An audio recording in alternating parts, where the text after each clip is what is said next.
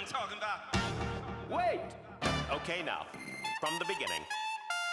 Hit it, boys.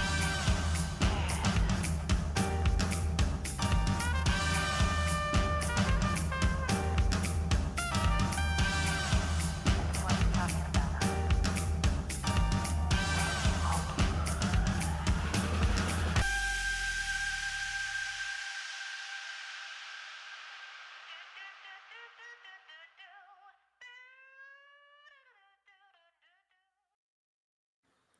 All right. Happy New Year 2024 to all of you. Welcome into the Arena Multiplatform Gaming News Podcast, episode 158. I'm your host, Expat, along with my co-hosts, Burleman Gaming and Fubu87, and our other co-host, Turn-Based Carl. He will be back with us in a couple of weeks.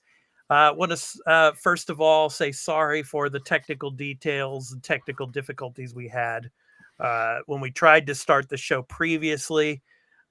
So for some reason there was a duplicate stream key situation on my side on the YouTube channel, but hopefully that's been taken care of, so all of you can watch this podcast episode now.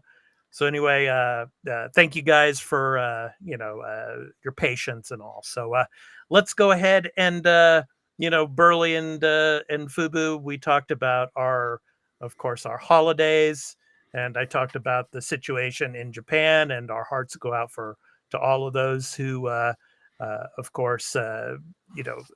it came to the earthquake and the tsunami, that are picking up the pieces and starting their lives again. So our hearts go out to all of them out there. So Burley, Fubu, let's go ahead and jump into what we've been playing this past week. So can we go ahead and talk about that again? First, I'll go first. I've been playing Rise of the Tomb Raider. It's on Game Pass. So I've been playing it on the Series X, and I had some clips. You probably see them on the YouTube channel as well. But having fun with that again with Lara and running around in Siberia and in Syria, of course. And having fun with that. Very Uncharted-like. When it comes to climbing, crafting and all, having fun with that. So, So Burley, go ahead. What have you been playing this past week? I played the Final Fantasy 16 DLC, which if you want my thoughts on it, you can check. We do have a little video here up here on YouTube. I tried out on a PC game that's in early access called Lethal Company. I streamed a little bit of that.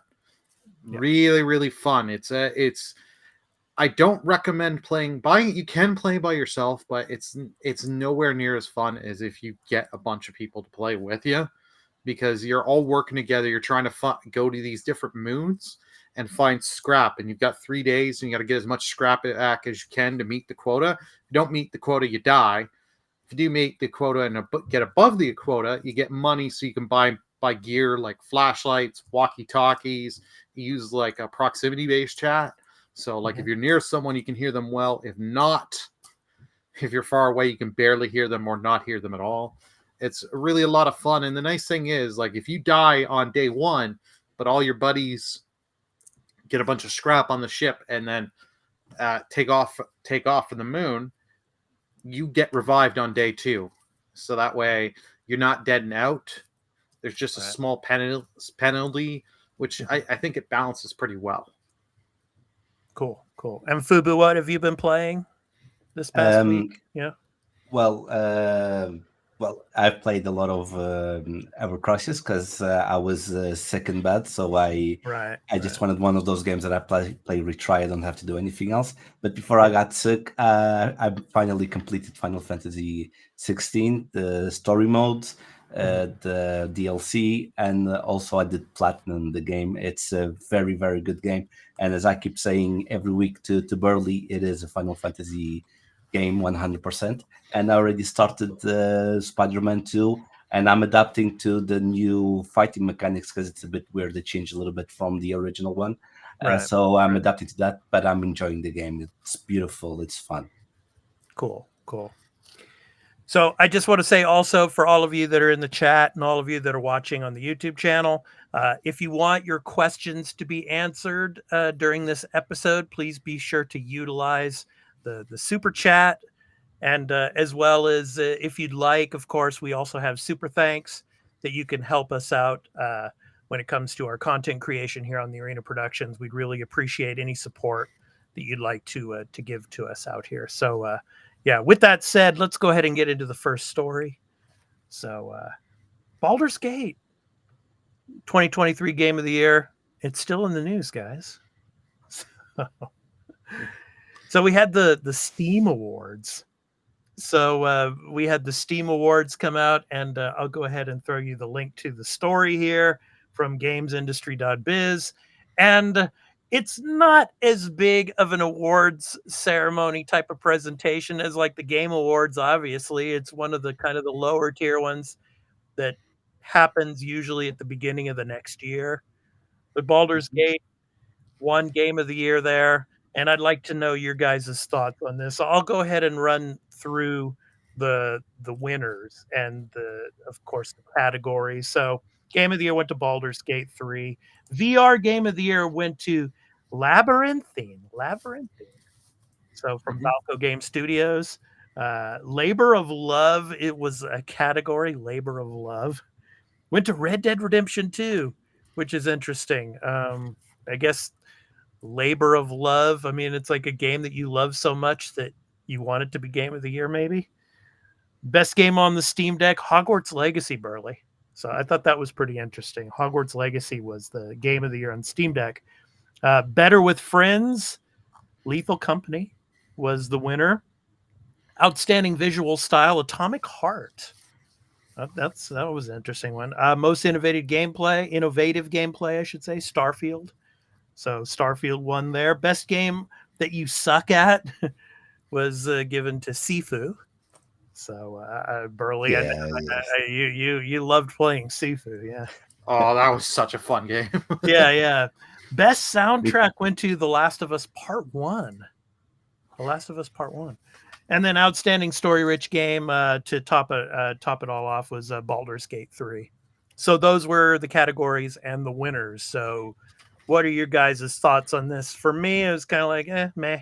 Yeah, Baldur's Gate is going to win one Game of the Year. So obviously, the Steam Award is going to go to Baldur's Gate 3. Probably my biggest surprise, though, was probably Red Dead Redemption 2 getting Labor of Love. Yeah. I would have thought that it would have gone to Baldur's Gate 3, being that it was the Game of the Year, but I don't know. What are your guys' thoughts? Fubu, I'll start with you. I think Labor of Love I would have given to Cyberpunk, because what the devs did to recover the game from the tragic start that the game had, what they did is a labor of love. They gave their heart and souls to save a game that was doomed from the start. So I would give to Cyberpunk and that dev team. But again, I don't understand what the reasoning for that award is. Maybe because the Rockstar hasn't done anything for like the online of the Red Dead Redemption. Like even Red Dead 2 came after GTA, and still they prefer to pay attention to the online of GTA 5 and not the online of Red Dead Redemption. So I don't don't understand the price, the award. I would definitely give it to Cyberpunk for the reasons I'd stated. Yeah. Burley, your thoughts, on these, nominations and the winners? Well, just so people know, this people vote. They allow people on Steam to vote in these for these nominations. Like Baldur's Gate 3, that was obvious on the two categories it did win. Red Dead Redemption 2, like that's a 2019 game. It was released on Steam in 2019. Yeah. So that one's a little weird. That's head scratching there, yeah, for sure. Yeah. Hogwarts Legacy, I'm not surprised because I heard a little after it had launched on Steam, they really worked with both Avalanche and Valve worked together to get this thing running great on the deck. So good on them, and it's nice to see Hogwarts get something because it got screwed at the Game Awards, got nominated for nothing. Yeah, and all that. pretty much. Yeah. Hogwarts is such a good game. I agree. Better with Friends, Lethal Company. Yeah, I love the game.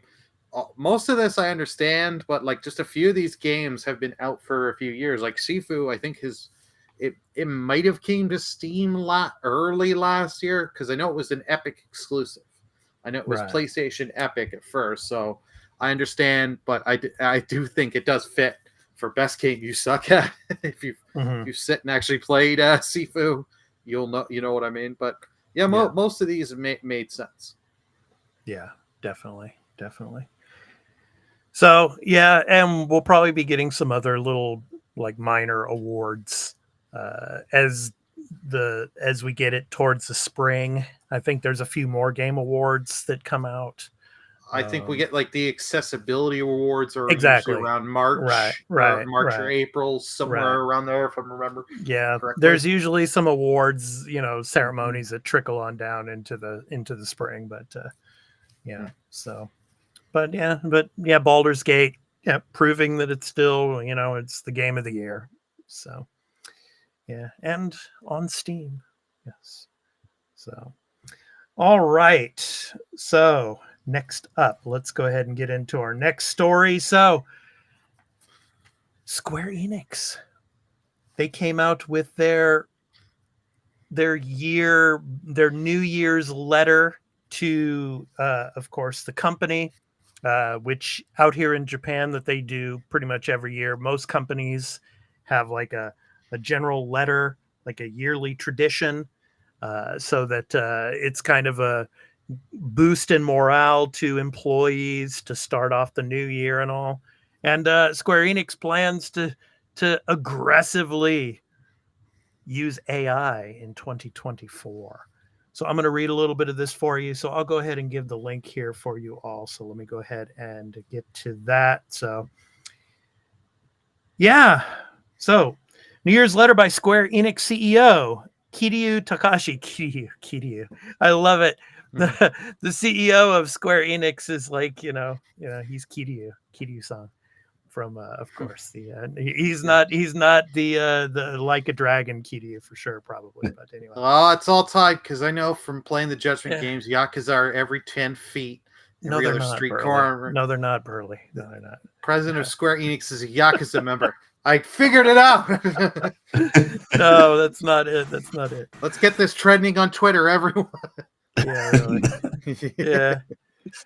So so the CEO, Kiryu Takashi, indicates that the company will be focusing on making use of AI technology in its development of games. The letter, a yearly tradition for the company, talks about the company's plans for the future. Among other things, the use of AI seems to be a key part of the company's plan moving forward. Quote, artificial intelligence and its potential implications had for some time largely been subjects of academic debate, end quote, said Kiryu in the letter. Quote, however, the introduction of Chat GPT, which allows anyone to easily produce writing or translations or to engage in text-based dialogue, sparked the rapid spread of generative AIs, end quote.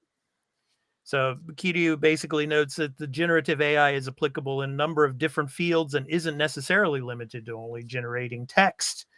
And then he goes on, he says, quote, we also intend to be aggressive in applying AI and other cutting-edge technologies to both our content development and our publishing functions, end quote. So he goes on and quote, in the short term, our goal will be to enhance our development productivity and achieve greater sophistication in our marketing efforts. In the longer term, we hope to leverage those technologies to create new forms of content for consumers, as we believe that technological innovation represents business opportunities, end quote. So guys, I don't know if you saw this, but there's this, and Burley, because I know you're a big Twitch streamer. There's this big Twitch streamer. I think what's her name, Amaranth or something. Well, she has her own like fully blown AI now, and it's like, and she made like $35,000 in like the first day or something like that, with people like texting and doing a bunch of stuff with her AI. So Simping with her AI instead of simping with her. Yeah, that's it. That's sorry, I have to use the word simp because you say anything with Amaranth, you know what you're getting. Okay, so yeah. but to this point about AI being used here aggressively in 2024, Mm-hmm. I think this is going to be the death knell of, unfortunately, some projects and some development employment, because you're going to start seeing these companies wanting to cut back on costs, because as the next story we're going to be talking about with Sean Layden's comments about the budgets skyrocketing in video games, you're going to see probably a lot of companies want to cut costs because they can use AI instead of having to pay like $120,000 a year salaries to some of these developers. So we might start to see more of that this year, unfortunately. That's the negative. When it comes to text and when it comes to dialogues and when it comes to writing, it's going to be interesting to see how AI is going to affect all of this. But I want your guys' thoughts on this when it comes to how aggressively, not just Square Enix, but Square Enix is making it plain as day here with this New Year's letter. But what about the other big players in the gaming industry? I mean, how much is this going to be implemented this year, and how aggressively will these publishers push for more AI in say AAA game development, and even not even AAA game development, but say like AA or indie game development? Burley, I'll start with you. Go for it. Yeah, like at least Square, you got to give them credit. They're at least being upfront and honest with it, because I guarantee you there are studios that are using it. They're not saying. They're just not going to say it, and it's under NDAs and all this and that we're only ever going to find out if they get hacked or if they ever choose to tell us, kind of thing. So I'll give Square thanks for saying it. But I think there will be some studios in 2024. They're going to see with certain things of Square, where Square actually announced, okay, I don't know, let's just say Dragon Quest 12. We used AI for Dragon Quest 12. They're going to see how that game comes out and does with it and be like, okay, they use the AI for, okay, the mundane text, the standard text you get from just talking the NPCs. Okay, that worked over well. People didn't seem to mind. Let's us start using that. Like companies like EA, I wouldn't be surprised. Activision Blizzard are if they haven't already done it, they're going to be doing it. Mm-hmm. So we talked about it. I remember last year the story of AI in games and all that. Mm-hmm. It's where they're going to be using it. These companies, there are parts I don't like them using it, and parts I do. We're just going to unfortunately see how it's being used, what it gets used for. Hopefully, really not cutting too many jobs or any at all. Hopefully, it's just like a tool used to help. Yeah, and but we'll have to wait and see him at this point. So, Fubu, your thoughts on the AI conundrum when it comes to game development? If I'm not mistaken, this is not the first time we talk about AI on, and it won't be the last. And won't be the last. I can guarantee that. And that's before we go on. That's Burley. We got to start doing, because this is the first episode of 2024. Thank you for coming in, by the way, all of you viewers and then all of you listeners later on. Burley, we got to make a spiritual opium bet, counter. Oh. So that's your job. That's your job. So because I'll put one case of spiritual opium right now that we are going to be talking about AI through the year at some point. Anyway, go ahead, Fubu.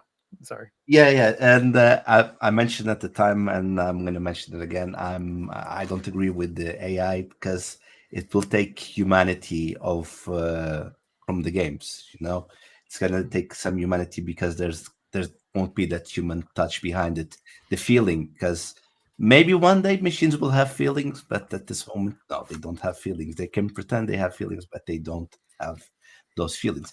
And what happens when you implement technology into an industry? It's like you were saying, it's going to lead to people losing their jobs.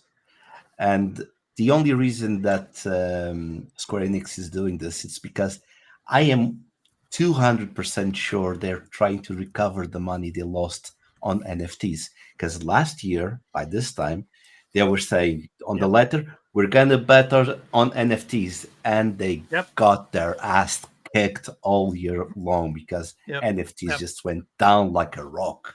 And they're doing this to try to recoup money, have an excuse to get rid of people. And when it comes to other companies, like you were asking, I think they're doing the same, and they'll see what Square Enix does. If it is a success with Square Enix, what they're doing, the games become good, and so on and so on. All the other companies are going to say, "Oh, we're going to start doing the same," despite the fact, like Burley said, they probably are already doing that. So they are watching. If everything goes well, we're going to start doing the same. If it goes wrong, no, we're not going to touch that because again, it takes the humanity from games, something like that. I'm extremely against it. I do understand technology is here to help, but this is not helping. This is taking jobs away from humans. That's the only idea, to make the fat cats even fatter. That's the term that I want to use. The rich will get richer, and the poorer will get poorer.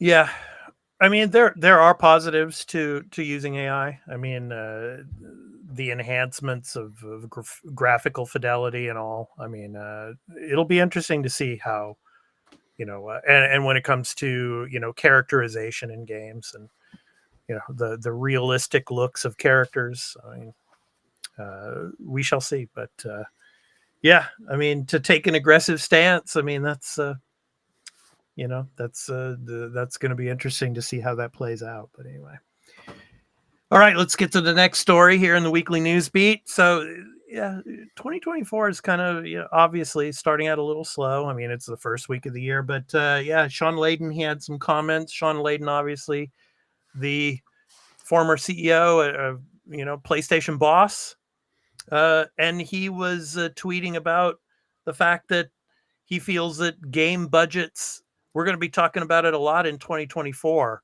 And one of the reasons why I have the Spider-Man, image here is because, over $300 million budget for the Spider-Man game. So we're starting to see bigger games. These AAA games have huge budgets now. I mean, they're starting to rival movies now when it comes to the actual budgets for these games.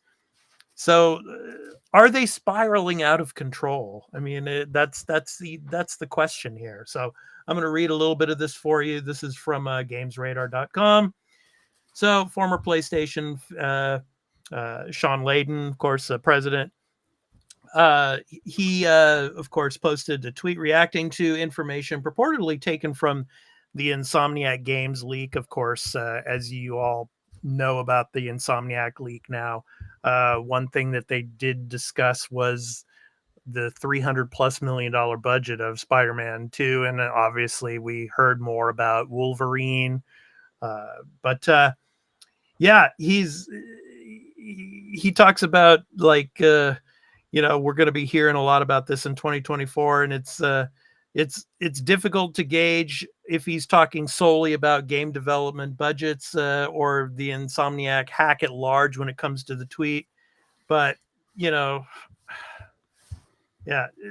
game development budgets going into 9 figures. I mean, the question is, are they spiraling out of control? So he also was liking some of the responses to his tweet, basically saying that games, they don't need to be like 20 to 50 hours long. It's not worth it. in a sense.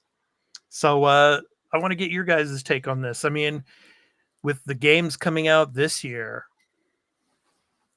Hellblade 2, Avowed, what PlayStation's working on.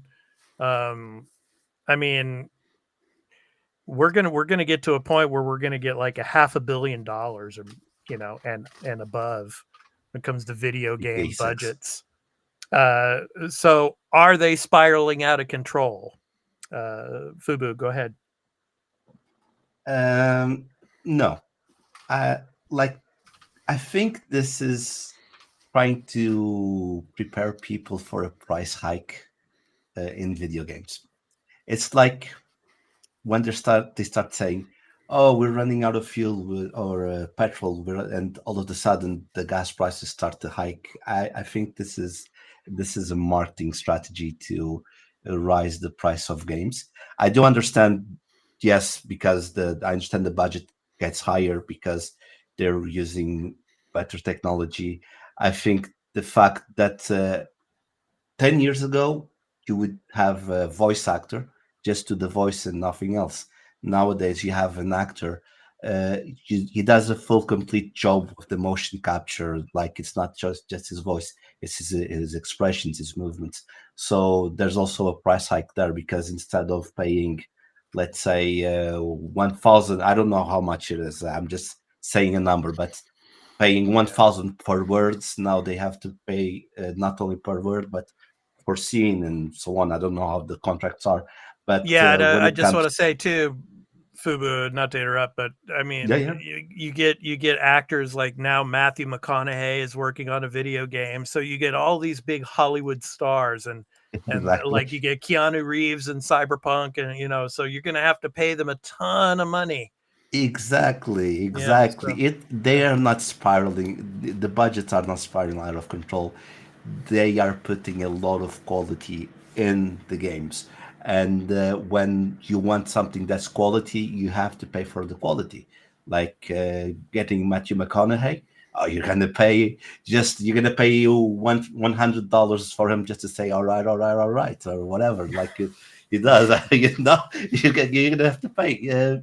And again, technology is they're using bigger, better technology, and that is expensive. I do understand. They need to have bigger teams because what happens when you try to avoid the crunch culture? Because I don't agree with the crunch culture. I think people have lives outside of their jobs. Like my situation, like I mentioned, I was really sick. I didn't go to work. I'm at home. My quality, my health is more important. I'm not going to go crunch at work because I'm more important. And the fact that you can't do that crunch because doing that crunch mentality on your team will allow you to have a shorter staff, but they will work longer, but it will be cheaper than having a big staff. The production times will be longer because you can't do the crunch.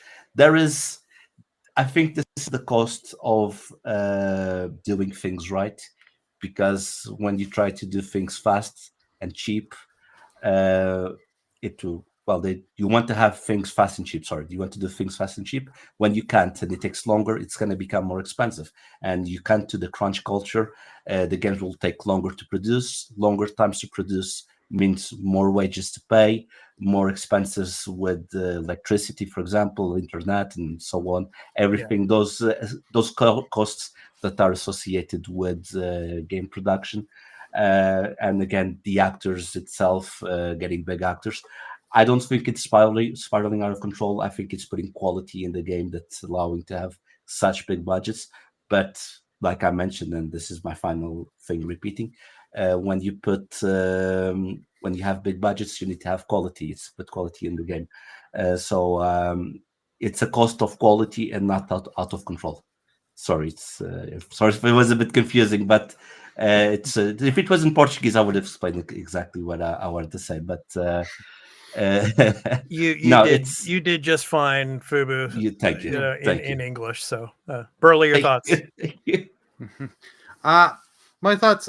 I agree with some of what Fubu said, but to me, yeah, these budgets are spiraling out of control. As I said this a lot last year, and I will keep hammering this thing, is these companies they're all in competition with each other. They're all trying to get on the back of the goddamn box.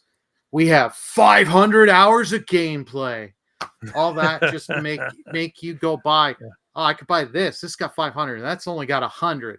Oh, I'm losing money if I spend money there. And it costs you $120 in Canada. 100. Yeah, with collector's editions and stuff like that. Yeah. Yeah. The next gen game prices are 101.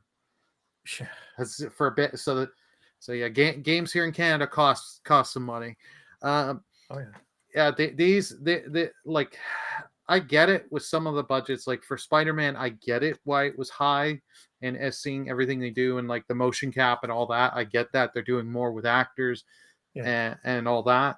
I get that kind of stuff, but some of these games, they just go to just bloat just to make too much.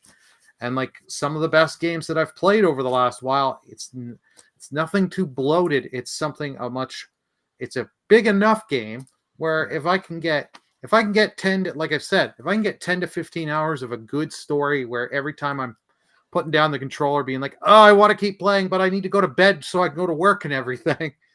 And keeping me driven every play session, want to keep playing more and have side content in the game that I actually want to do, not just to, I'm doing this to get a trophy or an achievement.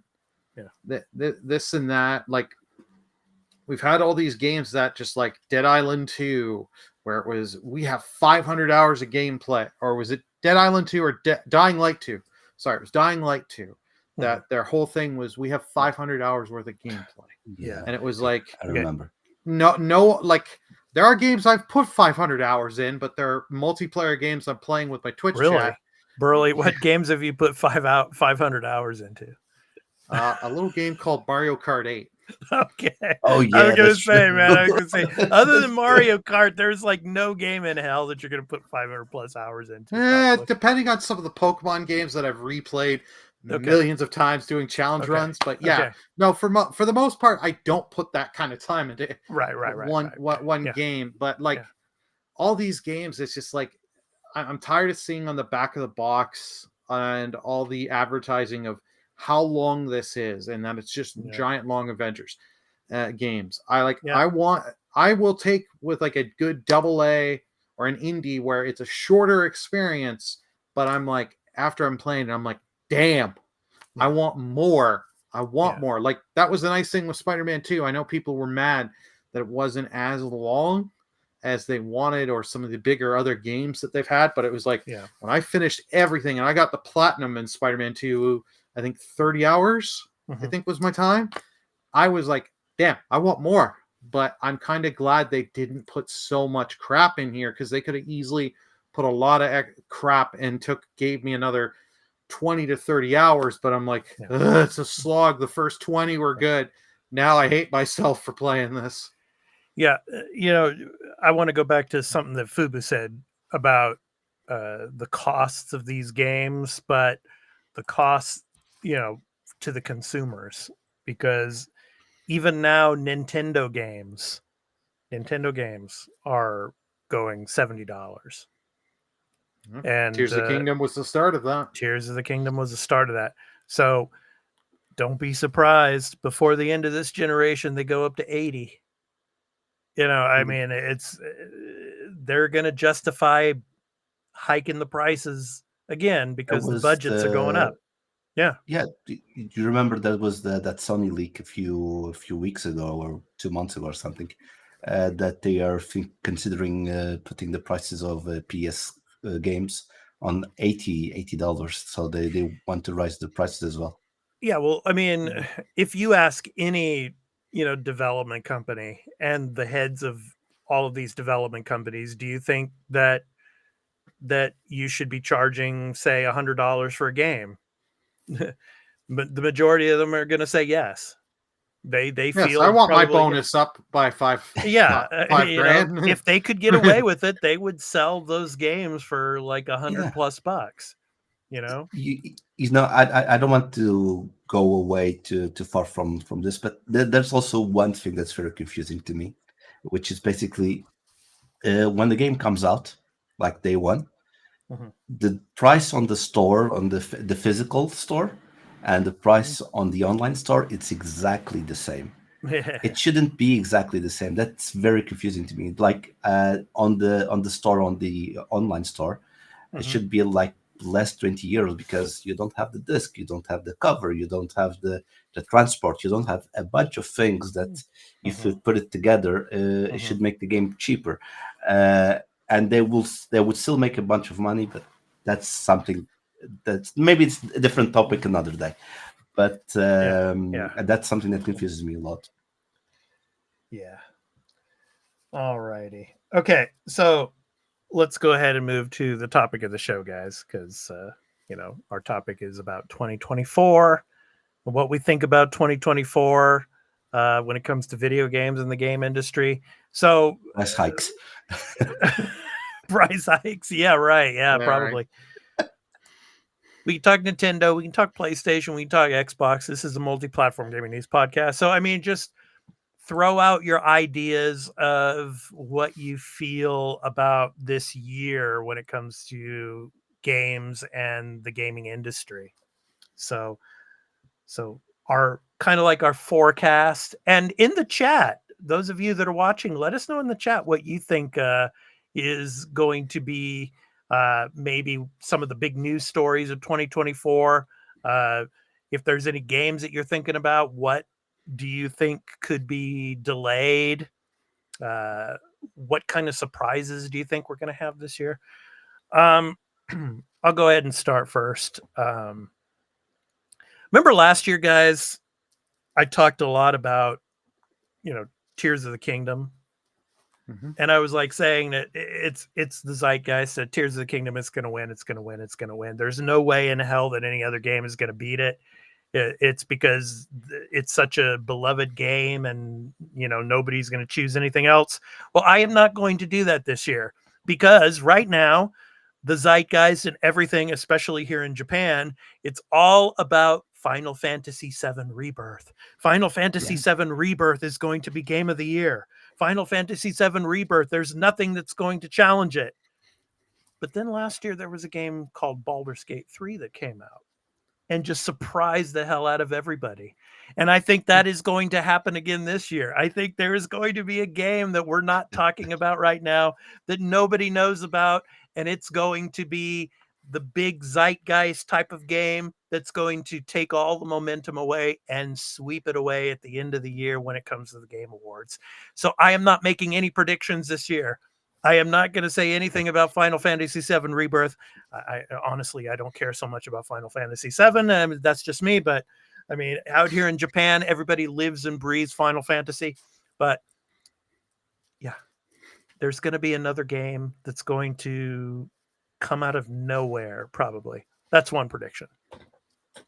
Prediction number 2. PlayStation is... They're going to probably, unless the Switch 2 comes out earlier in the year, PlayStation is going to win the hardware war again this year. Because obviously you've got the slim models out now, so those are going to sell like gangbusters throughout the year. PlayStation Portal, Burley. There you go. You're holding it right there. Who knows what kind of sales numbers we're going to get on that? If the Switch 2 comes out like in the summer, forget it. The Switch 2, whatever, Switch Pro or whatever the hell they're going to call it, it's going to win the hardware war.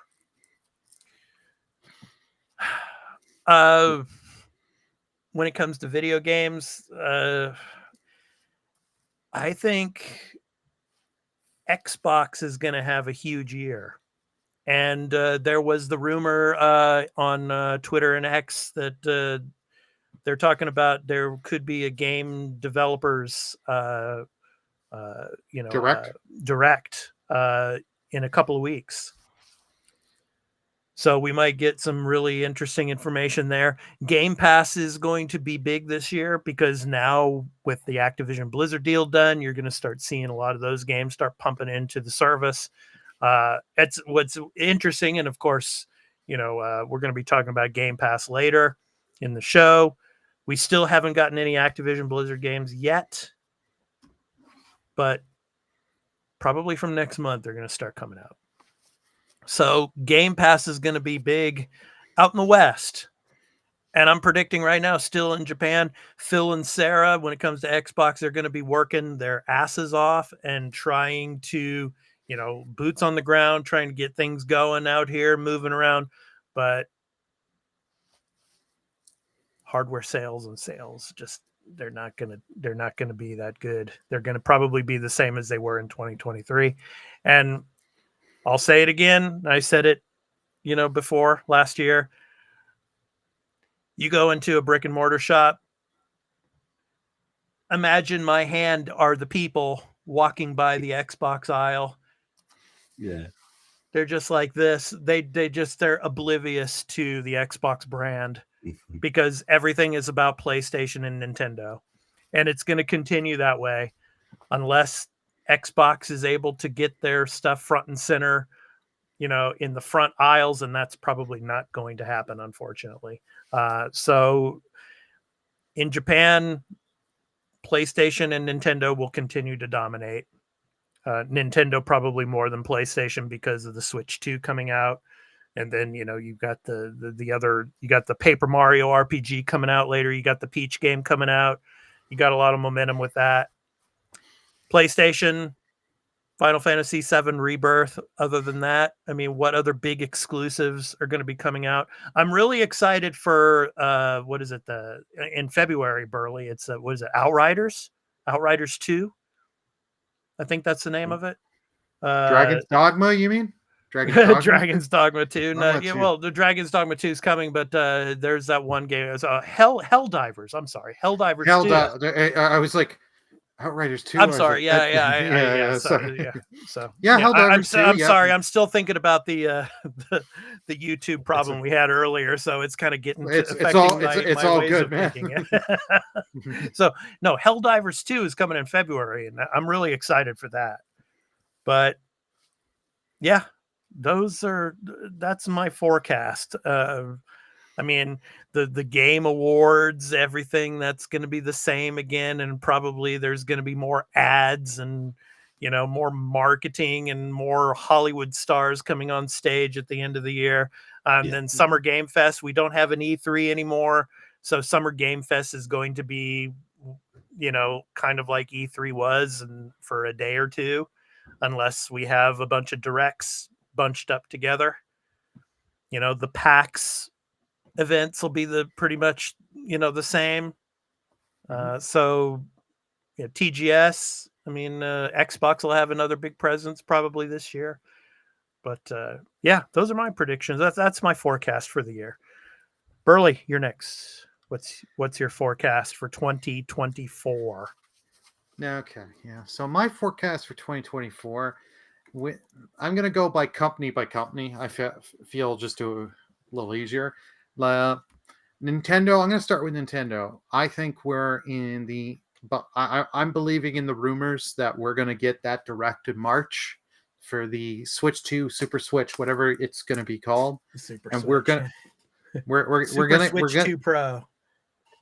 Yep, we're gonna get that release date.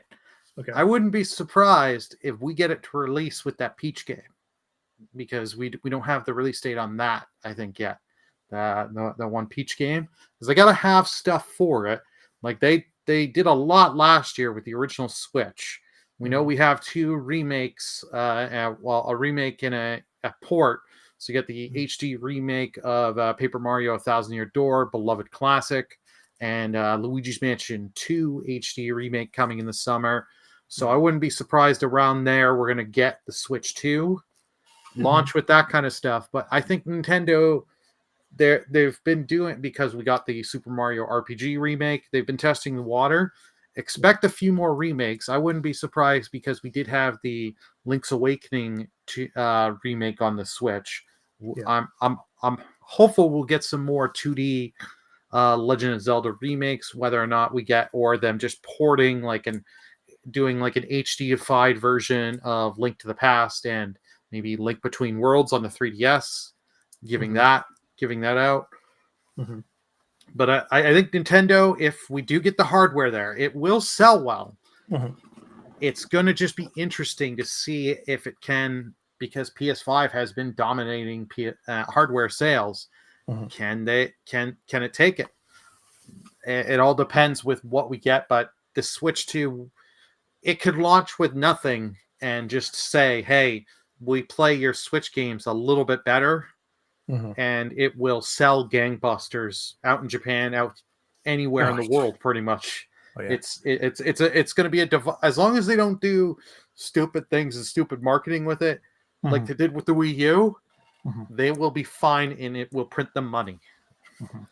I have a question for you about Xbox, and this is something that I didn't mention. Of course, we had those leaks about the Brooklyn and the Sybil, the controller that's wearing pants. I remember that. Yeah. So, but yeah, I mean, that's something I think out in the West will probably sell well because it'll be an alternative to the current Series X console. But yeah, I think that could do them well, because if you can, because the Brooklyn, if I'm not mistaken, that was the Series X that had the no disk drive, and that's the thing. The Series S has been selling well because it is a cheap, small unit.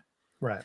That's the thing. If you can make a smaller Series X, make it a little bit cheaper, and be like, we can play. We have graphically more powerful than PS5, or on par and all that stuff, but we're cheaper. It's easier, and then you can try and you give a 1-month Game Pass trial in there for new adopters. You'll get people, and you'll get people in the door. Microsoft does have, they've got a lot of stuff we've seen for Game Pass, so I think it's going to be another strong year for Game Pass and help it sell. But something I think they'll do this year is, because they've been testing in other markets, get that family plan out. Yeah, getting that out, getting that out and putting it in the West. Yeah, maybe they'll put it out in Japan as well, but they will get that family, if they are smart, get that family plan. Yeah, and I think they're going to revisit Keystone. For those that don't know, Keystone was basically like a Chromecast. You plug in your TV and get a Xbox Series controller and be like, here you go, here's Game Pass, and you can play. I know Samsung TVs, they launched the Game Pass app on them, so if you have a Samsung Smart TV, you can just play. But I think they'll revisit Keystone and try, whether or not it'll come out in 2024, or we get hey, it's coming in 2025. We're not abandoning this because this is another source of revenue for us. Right. So Microsoft does have a strong year. Hardware sales, Japan, it's not going to move the needle. I hate to say it, but no. All data shows. I know they're trying, and they are trying to win back the Japanese market, but that is an uphill battle. Very big. It's like Mount Everest type of a uphill battle. It's an ant trying to climb Mount Everest. It's not to say it can't do it. Small compared to Everest, Fubu. Yeah. As you know, I'm sure. But it's just. Yeah, it's like I said. I mean, I go to Yodobashi almost every weekend, and I see families, especially now, just after the holiday season, but during the holidays, you'd have a bunch of families and their kids in the electronics section, and they would walk just right past the Xbox aisle in the back, like it doesn't even exist. I mean, think of it as a person that you hate, and you're walking past them, and you don't want to say anything. You don't even want to look at them. That's how I feel when I see these people just walk right past the Xbox brand in the back of the store. It's like where's the Nintendo stuff? Where's the PlayStation stuff? It's bewildering, man. But that's just the way it is. That's the way it is. How people are so, just into the PlayStation brand or into the Nintendo brand. Yep. So And my kind of last thing for Xbox is they are going to push the hell out of design labs and keep doing more and more variations, because that is something I got to give Microsoft a lot of credit, being like, here you go, you can order your controller from us, specially customize the colors and all that stuff. They really do that, because that like if you got a PS5 early adapter like me, you only had white for so long. It took a long time, like a year and a half in, to get other colors. Like I bought a second controller because I wanted a second controller. 2 weeks later, then they announced the colors were coming. For PlayStation, this is going to be a very interesting year for PlayStation, because we don't really have any first parties. They have their deals, like Rebirth is going to be huge for them. Yeah, well, like that's a no-brainer. So they're going to milk that for the whole year. They're going to milk that. Yeah, Helldivers 2, and was it Rise of Ronin in March? Those are their big stuff, because they have those collaborations, and I'm sure they will do well. I'm really up for Helldivers. I mean, come on, bro, let's play that. I mean, I really want to play Helldivers too. Because I played the hell out of Helldivers, the first one, and I played it on the Vita as well. So I mean, yeah, I'm really excited, and it's going to be third person. So I'm really excited for it. Go ahead. I'm sorry. No, it's all good. Helldivers I've never played, so I'll be interested with this second one to see and how well it comes out. But Sony, I think what we're going to get from them is, because we do have a lot of their studios have been working on stuff for a while, and we've heard nothing. Like Bluepoint, when they bought Bluepoint after Demon's Souls remake came out, Bluepoint, we had the story of them working on an original title, something. So I think we're going to hear something about Bluepoint and hear some of their other studios. Whether we get every studio announcement, I don't think, but we'll get a few of them. Like some of them, we have pretty much we know what they're working on. Like Sucker Punch is pretty much just stated. Ghost of Tsushima 2 is coming out, is being worked on. So we're going to get those announcements. Now, the thing that I think the Portal will do well. The Portal, every time I see the stories of the Portal's now in stock, and then I see the tweet 5 minutes later, they're all sold out. So the Portal is doing well, even though there are the things you do have people that complaining. You have to make sure your internet is good, and as I said in my video, make sure your PS5 is wired. Do not go by Wi-Fi on your PS5. It's just going to cause more problems than you need. Yeah. So I think the Portal will be strong. VR2 though, that is not looking well. Nope. Because we never hear anything about sales numbers on it, so that's not good.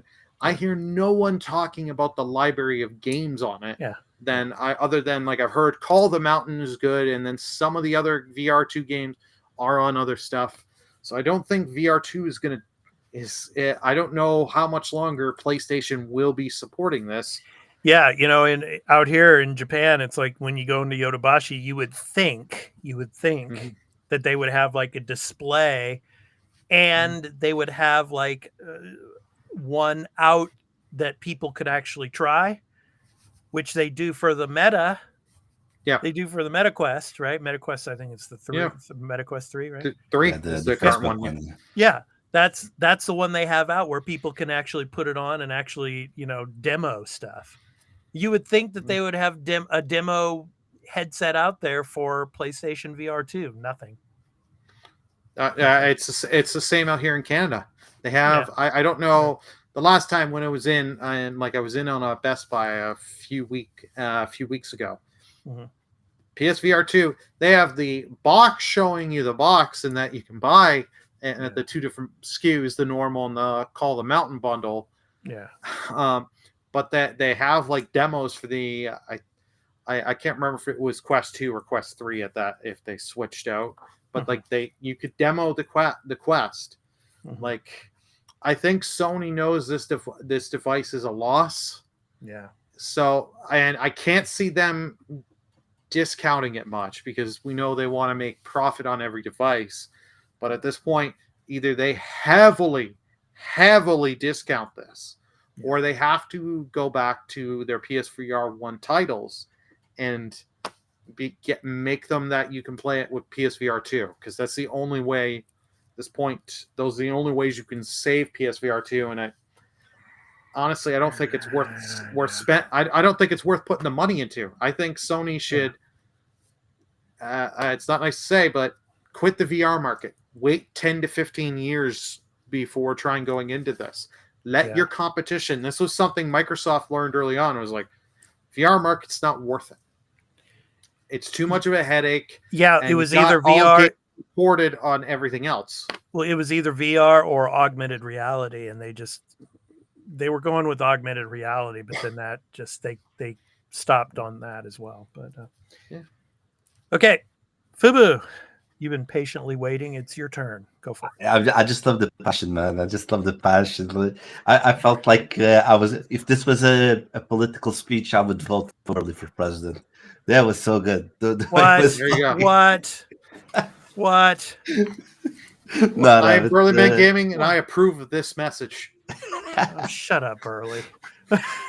No. This is the Arena Productions. Expat is the host and the big F founder of this. You could be my VP.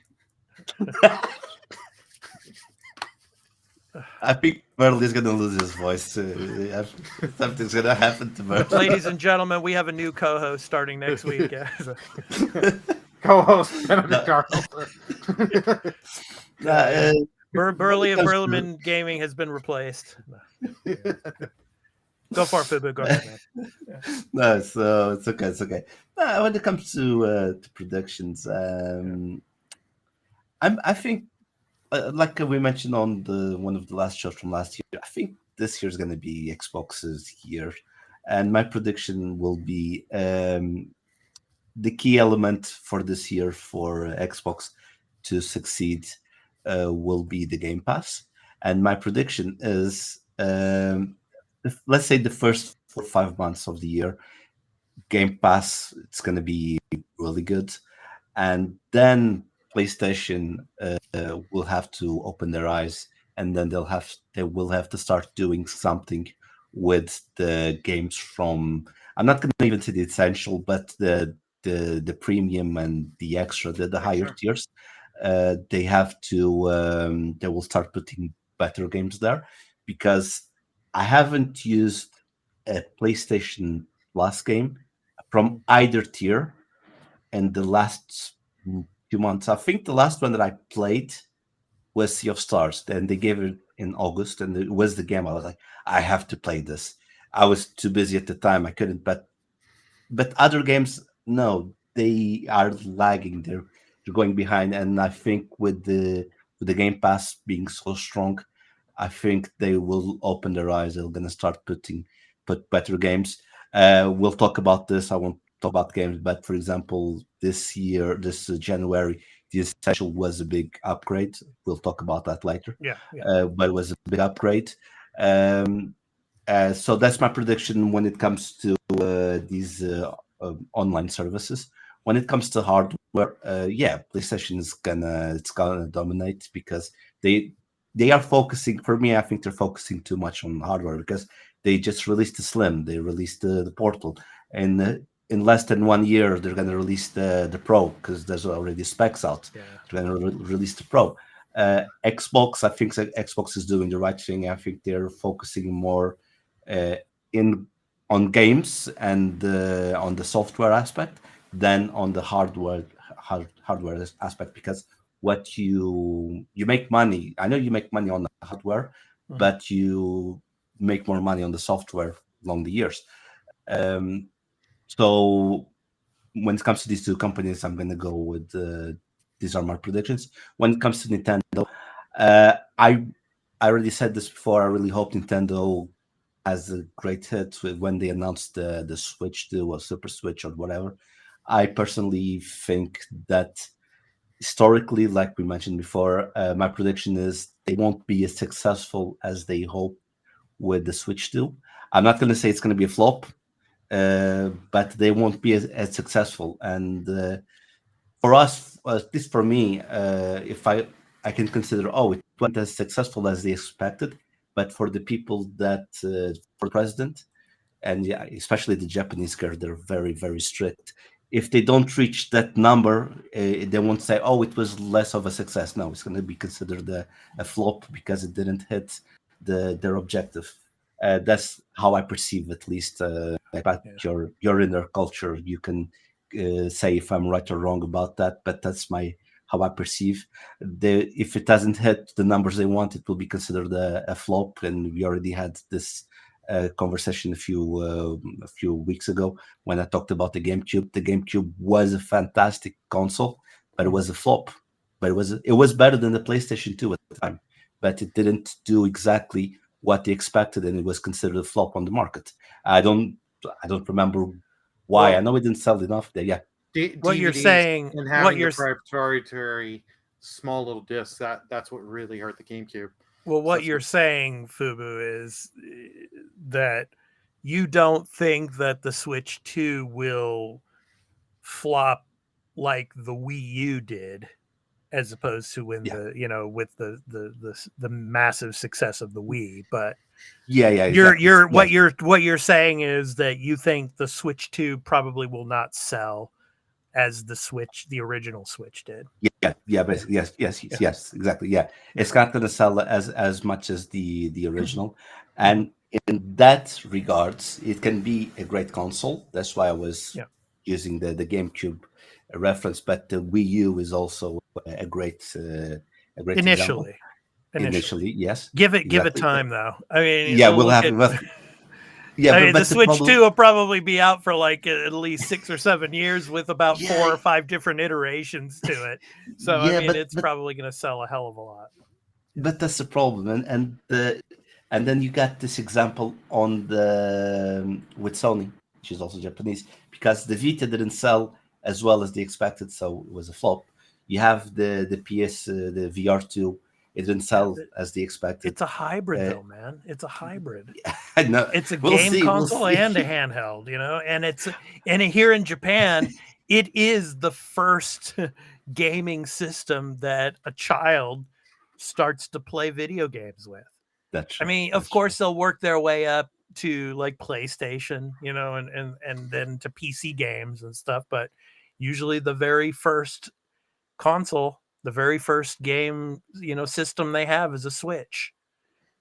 So but yeah, that's what my prediction is. I don't think that if they announce and the Switch 2 comes out on sale, my prediction is it won't sell as much, and I'm hoping, this is a prediction that I have as well, I think that because Xbox is starting to have more JRPG content on their Game Pass with Final Fantasy and so on, I'm not saying they're going to conquer. That's why I was saying Mount Fuji a little while ago. They have uphills to go, but if they start putting more JRPG content, I think that it won't be a success, but they will give the steps forward and not backwards when it comes to entering to have a bigger position in the market in Japan. I think they will improve their presence in the market. That's my prediction, because like I mentioned before, I think this year Xbox is going to have a very, very big year. So that's going to be it. That's my predictions. And I have to be controversial. I want to go against you guys a little bit from time to time. I can't agree all the time. Okay, I'll throw this one out there to you, Fubu. Is your prediction that Final Fantasy VII Rebirth is going to win Game of the Year?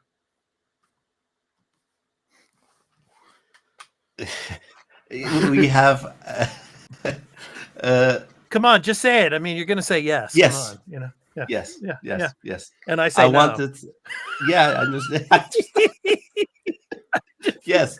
It shouldn't even be nominated in the first place because it's not a new game. It's a remake of a game that came out in like 1995.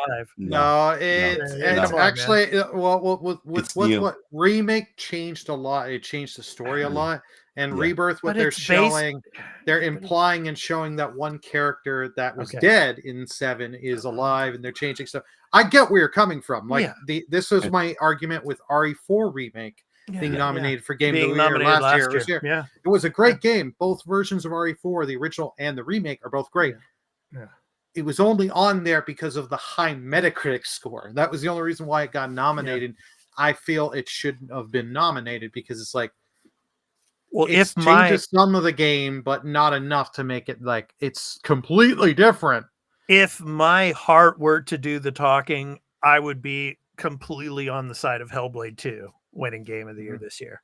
I mean, but like I said at the beginning of this, in this soliloquy that I came out with, it's gonna be a game that we're not even talking about right now. That's just gonna sweep all the people off of their feet, and it's that gonna Peach be game. I'm telling you, it could be Dragon's Dogma 2, Burley. Who knows? I mean, it's like it's the Baldur's Gate 3 of 2024. You know, who knows? You know? But yeah, like I said, I mean, it's something that we're not even talking about right now. Because who was talking about Baldur's Gate 3 in January of 2023? No one. So, that's true because that game was still time, right? It's technically Baldur's Gate 3 has been out for like 3 years. It was out in 2020 in early access out on Stadia. Early access. But yes, early access. That game was out for years, Baldur's Gate 3, but the problem was when it was in early access, a lot of times what the thing is when they would change the build, you'd have to redo your whole save for the first while. I don't know when, if that was a year like in 2021 or 2022 that changed. Someone wants to let us know in the comments. I greatly appreciate it. Yeah, but it's I'm telling you, man, and I will bet a case of spiritual opium on this right now. And all of you out there that don't know what we're talking about when it comes to spiritual opium, I'll just throw it out there. There was a story in the Chinese media that came out a couple of years ago. A lot of kids were getting addicted to gaming, and the Chinese government wanted to squash that.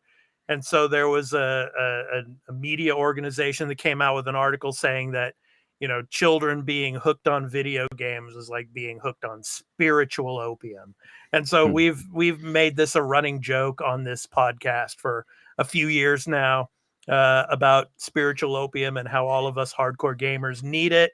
And we, of course, myself, Burley, and Carl, and now Fubu, we sometimes will bet on, you know, fictional cases of spiritual opium. So yeah, because that's the way it should be for all gamers. Yeah, be hooked on spiritual opium, love your video games, play them to death. So anyway. All right, are we done with the topic of the show, guys? Is that all? Nice. Is there any other pieces that you left out or things that you want to mention? So before we move on, just a game industry forecast. Okay, I'm pretty sure that 2024, the Arena Productions is going to grow a lot because we're doing a great job. Okay. So Fubu, all of you viewers out there, Fubu is on a ton of spiritual opium at the moment. But he's not wrong. He ain't wrong, that's for sure. I hope so. Yeah. So, the only thing I can have a prediction for is for something we didn't talk about, but it's coming in like 10 days. Is how will Last of Us 2 with this whole new update and coming to PS5? Yeah. Is this going to be continuing the trend where these studios for PlayStation studios mostly our game developers are going to port their games again, add a little bit of extra content, make the PS5 edition. Yeah. How many? I think it will happen, but it's going to be one of those things of diminishing returns. Last of Us 2 will make bank because even though it's like the $10 US upgrade, you can't even pre-order the upgrade. You have to wait till that day and get that downloaded that day. You can pre-order or buy the physical edition for a reduced price. Right. You can. But I think after Last of Us 2, I think it's going to go down, keep going down as studios will try it. Yeah. Well, I know this much is true for 2024. We won't have Bobby Kotick wreaking havoc around at Activision from now on. So he's gone now. So hallelujah. Yeah. So hopefully, when it comes to the gaming industry and the development studios, there'll be some, more peace within the working environment, and there will be more harmony, and that all of those developers can work together and not worry about some just pariah hanging out and wreaking havoc within the company, and creating divisions within the studios. So all right, I guess that's our topic of the show. So anyway, let us know in the comments in this video after we're finished. What do you think is going to happen? What is your forecast for 2024 when it comes to video games and the video game industry? So we're looking forward to hearing from you. And if you like this podcast here on the YouTube side of things, please be sure to hit that like, subscribe, and notification bell for when we drop another episode of the Arena Gaming News podcast, as well as all of our other entertainment and pop culture related content here on the Arena Productions. So we really like to hear from you, and we really like to get that like and subscribe, and you get notifications as well. All right, so let's go ahead and move on, guys. So let me go ahead and get this caption out of the way here, and let's go ahead and get to our new game releases. So each and every episode, we give our, of course, a new game release picks of the week. And so for our first picks of 2024, for the week of January 8th through the 14th, Burley, you are up first. So what is your pick from releases.com? And so for you video viewers, you can see the link there, www.releases.com. You can see all of the games coming out for the rest of this month and beyond. So Burley, what do you have for us? My pick of the week is Archerland. Explore a vast open world and crawl through dungeons in first person. Then fight tactical turn-based battles from top-down perspective. Guide your adventuring party through Archerland and mankind's last frontier and uncover its many secrets. It's coming Monday, January 8th, just to PC on Steam. So who doesn't love a bit? Yep, you got turn-based, you got dungeon crawling, and you're fighting some good old giant crabs. What's not to love? So a Plague Tale Innocence in turn-based style. Yeah. Well, I haven't seen anyone use a sling yet. I haven't seen a little boy guiding a million fucking rats. Well, no, not in that way. I'm talking about like the time period style of the okay. So, like gotcha. Maybe 14th, 15th century type of, yeah. But I see. Yeah, interesting though. Yeah. So, hey, there's Burley. Yeah. Yeah, I make a cameo. I didn't know you were in the game, Burley. No, I'm just kidding. Yeah. We haven't finished the marketing deal yet, so I can't say anything more. All right. Arculand. Fun. So good stuff. Early access 2022, but it's out this week. Yeah. Yeah. All right. So I'm up next. So my pick of the week is called Radiance. So welcome to the top simulator of an insane nuclear power plant, in which you have to decide how to prevent a meltdown. Do you deal with the leak or handle an unruly school trip? Catch radioactive rats, there you go, Burley, or isolate radioactive objects. The world has gone crazy, and it's time to do something about it. Gosh darn it, do something about it, guys. It comes out in 4 days on January 11th for PC. I mean, who doesn't like a good... Well, these simulator games Okay, are when it goes- quite fun. And I but hate do to it- say this because here in Japan, the Fukushima power plants and stuff like that, it's a tragedy that happened with that. But yeah, what the hell? I mean, Radiance looks like an interesting game, so it's my pick of the week. I just wonder And- if we can make Godzilla at the end in it. Yeah, yeah, that would be awesome. Yeah, to have Godzilla come out. Even if it's DLC, I'll pay for that. All right, Fubu, you're up next. What do you got for us? Reigns, Three Kingdoms. Swipe through military Sankaku. negotiations, marry the strengthened alliances, and recruit soldiers to fight in turn-based card battles in this historical epic. It comes out on January 11 on PC and Switch. Why did I choose this game? I'm a sucker when it comes for the romance of the Three Kingdoms. I like everything, all the characters. And when I saw this, I have to see this type of gameplay because it is different from everything that I've played. Because Dynasty Warriors is my reference, but then there's also an RPG from the Super Nintendo time, and this is completely different. So you have the negotiations. The type of combat is completely casual, and it's the graphics. You can see it's very, very indie, and I've mentioned so many times that indie games have a special feel. Has a special in my heart. It has, so it can be something unique that you can try, and you can learn a little bit about the romance of the Three Kingdoms. So it's a culture. You'll get culture playing this game. Nice. Yeah, good stuff. So those are our picks of the week. So you can go over to releases.com, www.releases.com, and you can check out all the games coming out this week through the rest of January and beyond. So yeah, usually the first couple of weeks of January are pretty slow. And then obviously we've got, like you were saying, Burley, Last of Us remastered, Last of Us 2 remastered coming out. So that's the big one. And then February is going to be big. You got, February is a lot of good games. Yeah, a lot of stuff coming out. You got Rebirth coming. You got Helldivers coming. Persona 3 at the Persona 3 beginning. Reload. Yep. So that's going to be big stuff. So it gets bigger and bigger as the year goes on. Yes. Yep. As usual. All right. So next up.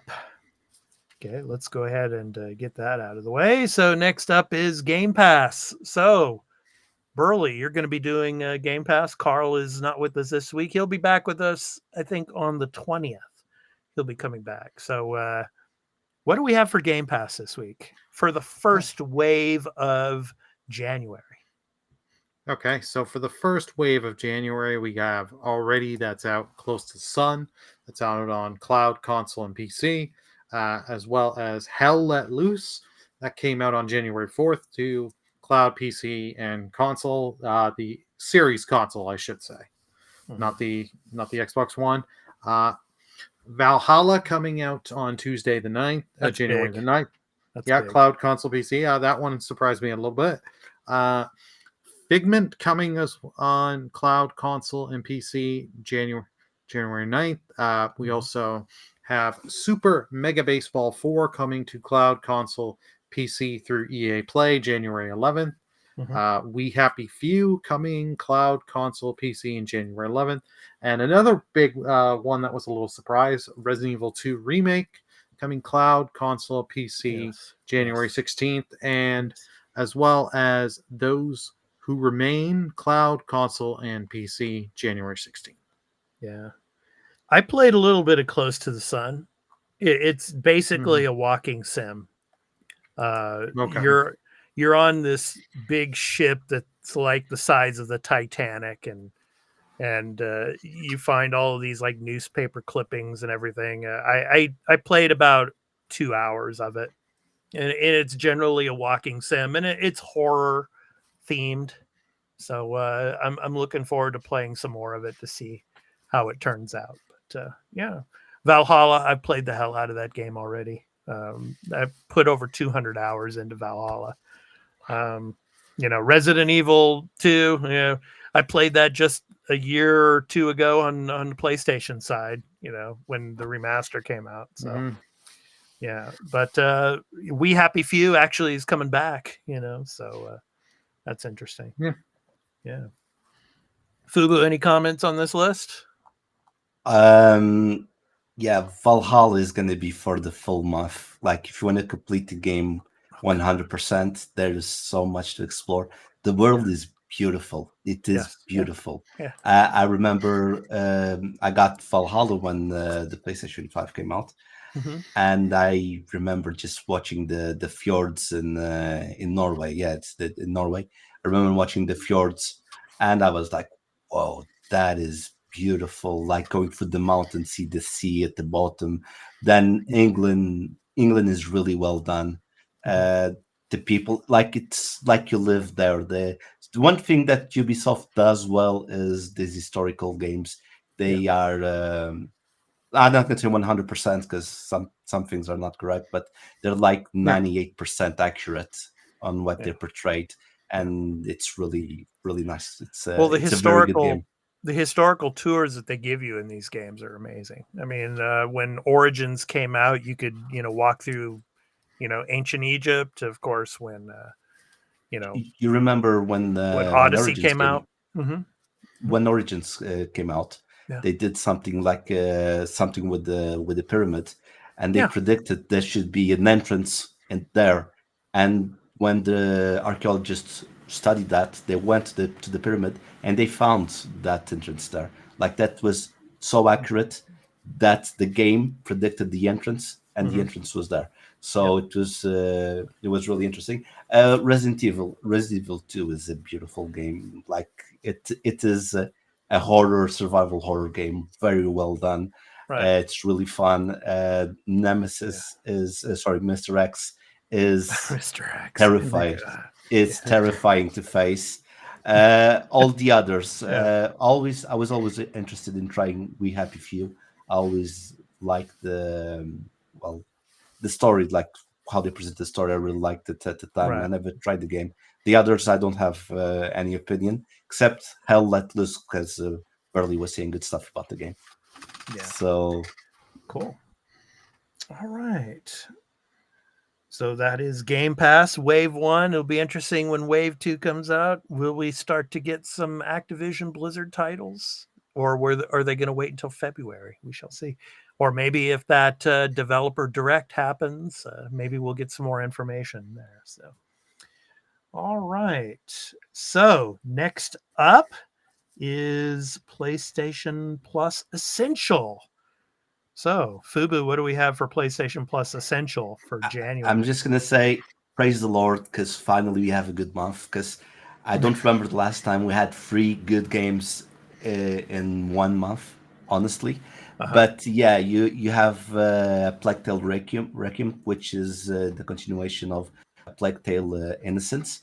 I know you guys played both games. I heard you guys saying great stuff about the games, so I will let you talk about that when I'm done. I want to try them, and since Plague Tale Innocence is also on PlayStation Plus, it came out a few months or maybe years ago. It came out, so you can do both games back to back, which is really good. Evil West, simultaneously. Evil West. I haven't tried the game, but I saw some gameplay, and I like how fluid the gameplay is. It's in the Wild West, so there's going to be a lot of shooting. It's an alternate universe where, it's more mystical than our actual universe. So you'll face demons, but you'll use weapons to defeat these demons. And then you have Nobody Saves the World, which is an action role-playing dungeon crawler video game. So that it seems like good fun if you have time to play. In January vacations are done, but these are good games to play. They're long games. They're not 100-hour games, but it's games that if you take it slowly, it's going to take you for the full month. And I think finally it's a very good start for PlayStation and the PlayStation Plus games.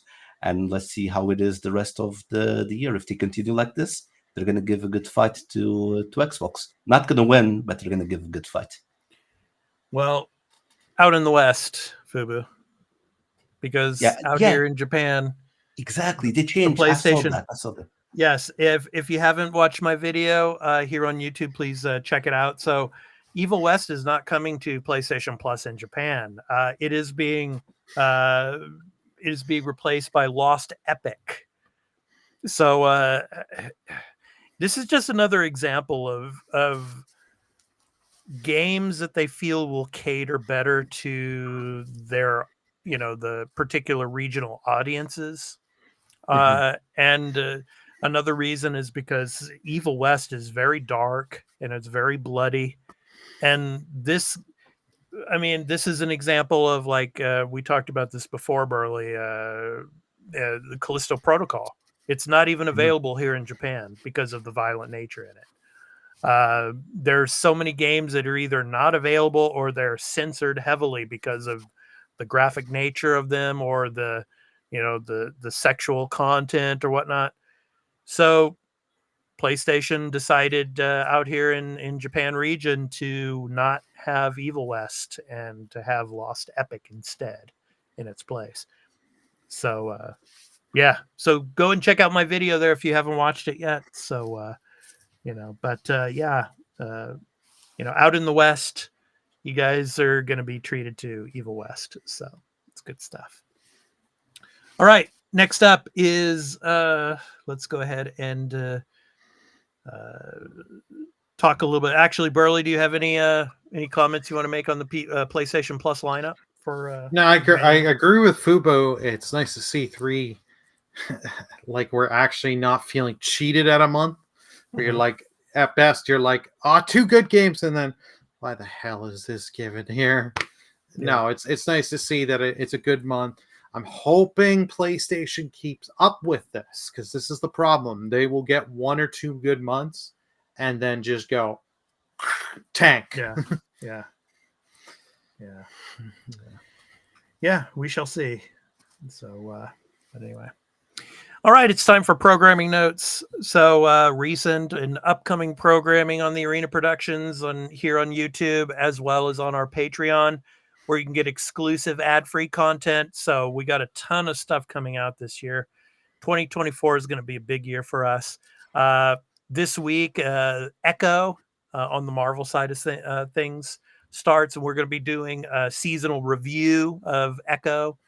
So that's going to be coming down the pipeline for the Marvelous Marvel Discussion Arena. So check that out. So some of the stuff that we've come out with recently, my video on Star Wars Outlaws, so new details about the game that's in development right now. It should be coming out later this year. So please go and check out my my video on Star Wars Outlaws. So that's an interesting take on from the actual developers, and the head of the studio actually has some things to say about it. And then, of course, my video on the PlayStation Plus side of things here in Japan, which I already mentioned. And then Burley, he did a video for Extra Take on the DLC for Final Fantasy 16, Echoes of the Fallen. So please go and check that out as well. So so Burley did that. And on the Marvel side of things, once again, we did a roundtable discussion, our final thoughts on Marvel's What If Season 2. So please check that out. So, of course, the new character, Gahori, and as well as all the other characters we talk about, and we talk about the episodes and all. So, that is up on the channel as well. So, really good stuff. And we want to wish all of you, of course, here at the Arena Productions and here on the podcast, a very happy new year, the 2024. I was saying at the beginning, before we had to cut off because of the technical difficulties, I wish all of those here in Japan, especially Western Japan, that were affected by the earthquake and the tsunamis, all the best, and hopefully they'll be able to pick up everything and get their lives back together as soon as possible. So, my heart goes out to them as well as all of us here. So but to all of you out in the West or wherever you are watching our content here on the Arena Productions, a very happy new year for 2024. We wish you all the best. Yeah, whether it's in gaming, whether or in life, or watching entertainment, pop culture related content. So a happy new year to all of you. So yes, good stuff. All right. So let's go ahead and talk about the games that we're going to be playing this week. I'll probably continue with Rise of the Tomb Raider and play a little bit more of that. Close to the Sun, I want to continue a little bit more with that. I'm still playing a little bit of Tactica, Persona 5 Tactica. So I might play a little bit more of that as well. So that's me. So Fubu, how about you? What are you going to be playing? Spider-Man. Because Spider-Man 2, like I do this, I'm going to platinum the game. So I'm going to enjoy the story for now. I'm going to enjoy the story. I'm going to adapt to the fighting mechanics because, like I said, it's weird for me at this moment. I'm going to platinum that game. It's going to be Spider-Man all week because I'm homesick. Well, that's a good excuse, right? Yeah. That is a good excuse. Burley, how about you, man? Well, I'll be playing some more Lethal Company and Mario Kart for obvious reasons, and I'm gonna actually try out RoboCop. I picked that up over the holidays on sale. So I'm gonna be streaming that. So yeah, good old Robo Burley. Yeah. Yep. Yeah. Just need my good old machine gun pistol. Yeah. Can't wait to see that, man. Can't wait to see that. Yeah. All righty. Okay. So for those of you that stuck with us, once again, apologies for the technical difficulties we had. We had to cut it off early and start over again. But anyway, hopefully, from next week, we'll have a full show without any difficulties. So anyway, apologies for that. So, all right. So it's time to end our show with our indie recording artist spotlight. Okay. So this week's spotlight is on Cosmonkey. So Cosmonkey is a music producer and beat maker with over 10 years of experience writing music. So working across various genres from hip hop to electronic music, he began his musical journey on streaming services and now collaborates with major music labels in the chill hop and lo-fi hip hop genres. From his album titled Down Love, and the song is called Feel the Night. So this has been The Arena, a multi-platform gaming news podcast, episode 158. So I've been your host, Expat, along with my co-hosts, Burley Gaming, and Fubu87. And, of course, our other co-host, Turn-Based Carl, he'll be with us in a couple of weeks. So we hope to catch you next week for the next episode. So take care, everyone, and please leave us a like, subscribe, and notification. When it comes to notifications, please be sure to get that checked out, and so leave us some comments as well. Okay. So anyway, take care, and we hope to catch you next week. Peace out.